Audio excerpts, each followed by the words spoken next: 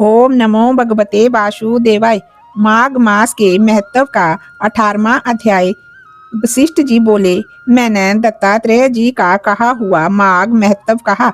अब मैं माघ महीने के स्नान से उत्पन्न फल को, जो यज्ञों में उत्तम, सब दानों का फल देने वाला और सब व्रत एवं तपों के समान है, वह मैं कहता हूँ।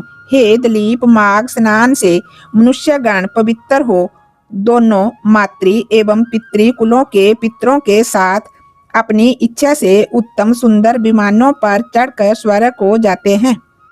जो माघ महीने में नदी में सूर्य उदय के काल में स्नान करता है, वह पिता तथा माता के वंश के समस्त मनुष्यों का उद्धार करके सुंदर माला ले करके स्वर्ग को जाता है।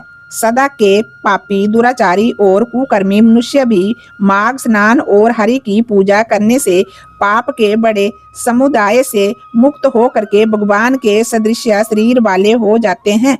पाखंडी मनुष्य भी प्रयाग में माघ के महीने में 3 दिन स्नान करने से सज्जनों की गति को प्राप्त होते हैं। संसार में पुण्य तीर्थों में माघ महीने का स्नान मनुष्य को अत्यंत श्रेष्ठ है। इससे मनुष्य ब्रह्म वेताओं की दशा को प्राप्त होता है, इसमें कोई भी संदेह नहीं है।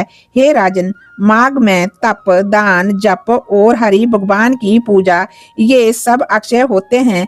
माघ स्नान करने के समय अन्न दान करने वाला स्वर्ग में अमृत पीता है। सुवर्ण का दान करने वाला इंद्र के पास जाता है। दीपक, अग्नि और वस्त्र दान करने वाला मनुष्य कांति युक्त हो सूर्य के लोक में वास करता है। माघ में स्नान करके जो भगवान की पूजा करते हैं, वे स्वर्ग से लौटकर राजा होते हैं तथा दिव्य सब रूपवान, भाग्यवान, मधुर बोलने वाले, धर्म युक्त, बड़े धनी और 100 वर्ष की आयु वाले होते हैं।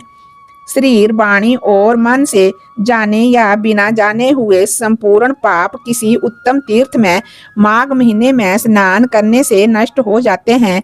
गंधर्व की कन्या पुराने समय में राजा के शाप से पाप के फल को भोगती हुई लोमस ऋषि के वचन से माघ महीने में स्नान कर पाप से छूट गई। ये आश्चर्य है। राजा दिलीप ने ये सुनकर गुरु चरण कमल में प्रणाम करके बड़ी श्रद्धा से पुरोहित से पूछा, हे भगवान, कन्याओं को कहाँ से शाप मिला? वे कन्या किसकी थी? उनके क्या नाम थे और उनकी क्या उम्र थी? किस तरह वे लोमस ऋषि के वाक्य से पिचासनी शाप से मुक्त हुई? उन्होंने माघ महीने में कहाँ स्नान किया और संख्या में वे कितनी थी? वशिष्ठ जी ने कहा, हे उत्तम राजा, इस धर्म पूर्ण और संतान को पैदा करने वाली अपूर्व कथा को सुनो। सुख संगीत नाम के गंधर्व की कन्या विमोहिनी थी। सुशील की कन्या सुशीला, स्वर बेदी की कन्या सुस्वरा, चंद्रकांत की कन्या सुतारा तथा सुप्रभ की कन्या चंद्रिका थी। हे राजन, ये सुंदर नाम इन अप्सराओं के थे। ये 5 कन्या नित्य भोग करने वाली स्त्रियों के सदृश सदैव शोभ्यमान थी। चंद्रमा के सदृश स्वच्छ अमृत रस युक्त थी। माता पिता की लाडली ये कन्याएं कुबेर के स्थान में विचरती थी। कौतुक से एक बार 5 मिलकर माघ महीने में एक जंगल से दूसरे जंगल में मंदार के फूल तोड़ती हुई गौरी की पूजा के लिए सुंदर जल वाले सरोवर पर गई। कमलों को देखकर उज्जवल स्फटिक युक्त सरोवर में स्नान कर मौन धारण किए हुए उस स्थान के सुनहरी बालुओं से उन्होंने उमा की मूर्ति बनाई और चंदन, कपूर, कुमकुम और सुंदर कमलों से इस मूर्ति का भक्ति से पूजन करके ताल देख कर नृत्य करने लगी। जब ये कन्या रसीले सुर में गा रही थी और नाचने में लीन थी, उसी समय उत्तम तीर्थ में वेद निधि मुनि के पुत्र अग्निप ऋषि स्नान को गए। वह युवा ऋषि रूप में सुंदर मुख, कमल के समान नेत्र, विशाल छाती, सुंदर भुजाओं वाला, श्याम शोभा का शिखा सहित वह ब्रह्मचारी दंड लिए कामदेव के सदृश शोभ्यमान, मृग चरम ओढ़े, सुंदर यज्ञोपवीत पहने, कमर में सुवर्ण की सी मूंज की करधनी पहने, उस ब्राह्मण को वहां सरोवर तट पर देखकर वे कन्या बड़ी मुग्ध हुई और आपस में कहने लगी कि ये हमारे नेत्रों का कौन अतिथि है। नृत्य गान त्याग कर वे सब इसको देखकर काम से उत्तेजित हो गई। ये पांचों मोहित कन्या देखो देखो ऐसा कह करके उस उत्तम ब्राह्मण युवा के चित्त में काम क्रीड़ा उत्पन्न करने लगी और ये अप्सराएं विचार करने लगी कि क्या ये कामदेव है या अश्वनी कुमार है या कोई गंधर्व है या कोई किन्नर है या सिद्ध है, किसी ऋषि का पुत्र है अथवा कोई श्रेष्ठ मनुष्य है।